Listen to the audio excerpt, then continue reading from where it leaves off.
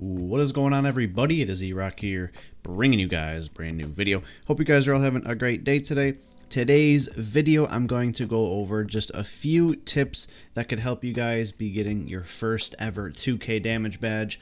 These tips could help you get 3k damage, and they could potentially even help you get 4k damage badges. If you guys are enjoying the content, make sure you hit that subscribe button, leave likes on videos, leave me comments down below. I always try and read the comment section.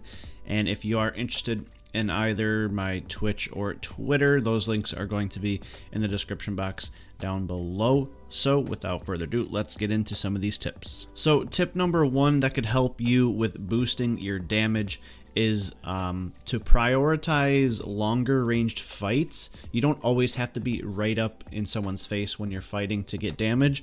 So if you're like a sniper or if you like using the wingman, I highly suggest trying to get a longbow with a skull piercer, wingman with skull piercer. I believe the wingman does like 40 something damage from basically any range. So if you can become accurate with a wingman and a longbow from distance, even the G7 Scout with double tap, just put a ranger sight on that or the bruiser sight. Highly recommend those guns from longer ranges, and if you can become more accurate with them, you can prioritize longer range fights, third partying from a distance. If you see a team just sitting on a building or something, you can always just put shots in from far away. It's not trying to win the fight, it's just engaging fights from a distance to try and build up that damage as much as possible. Tip number two here is about, again, with damage, your damage is going to output your looting, so you don't want to spend 25 minutes. I mean, that's a bit of an exaggeration, but when you land in on the map, just get guns that you know you're good with and then go. You don't have to prioritize looting in a situation like this, because if you're doing damage over time, enemies are going to get eliminated, and then you can just quickly take any sort of armor or heals or anything, attachments that you might need from those dead bodies in those crates.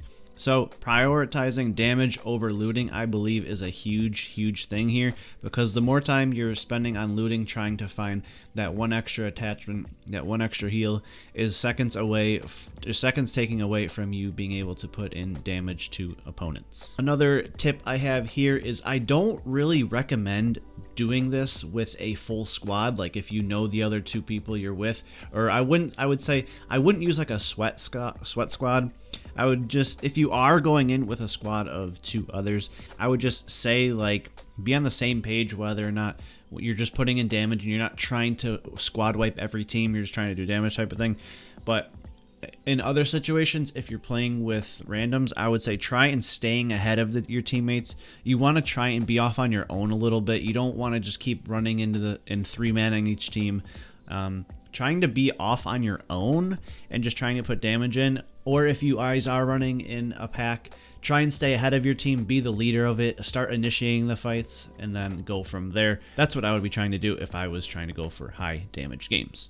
Another important tip here is, again, going for damage. You don't need the kills necessarily, so let enemies re-heal or try and res. If you run up on a team, you get too knocked, back off, let them heal, let them recuperate.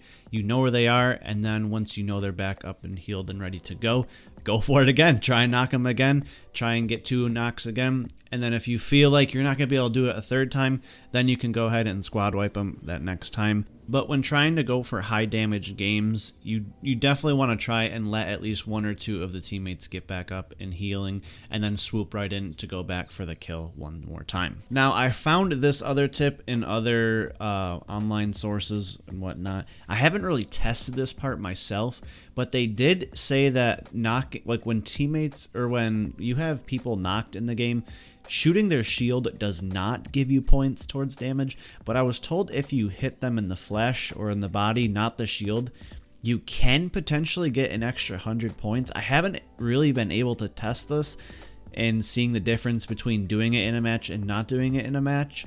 So you can try that if you want. That's kind of like a side tip. You guys can test it out yourself. So when enemies are knocked, shoot them and finish them if you have to. But don't shoot their shield. I mean, shooting shield damage doesn't do anything, but apparently shooting the bodies could give you a potential extra 100. But yeah, let me know if that works, you guys. I've haven't been able to like completely confirm or deny this, so any sort of information on that would be super helpful. Next tip here is kind of a big one. Don't be afraid to bail on a fight if needed.